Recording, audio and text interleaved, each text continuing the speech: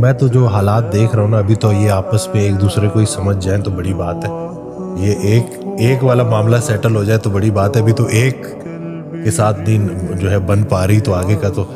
اور مجھے تو جو حضرت کے جو آڈیو میں جو جس خیال میں مرے گا اسی خیال میں اٹھایا جائے گا. تو اگر بیگم سے لڑائی کی اور بلاوا آ گیا تو بڑے بری کیفیت میں جائے گی، اور بری کیفیت میں اٹھیں گے تو اس سے بہتر ہے کہ رفع دفع کر لیا کرے سونے سے پہلے نا. ہاں، روز رات کو آپ دیکھیں، آپ اتنی ہی جگہ پر سوتے ہیں، چاہے 4 کنال کا گھر ہے، چاہے 8 کنال کا، چاہے 5 مرلے کا، اتنی جگہ پر سوتے ہیں جتنی جگہ آپ کو قبر کے لیے چاہیے.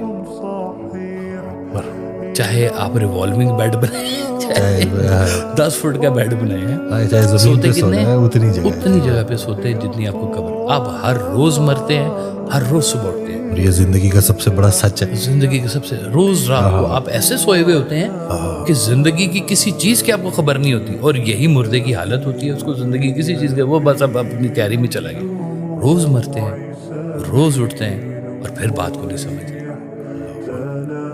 کہ یہی ہونا ہے آپ کے ساتھ. ادھر آنکھ بند ہونی ہے تو کہیں کھلنی ہے.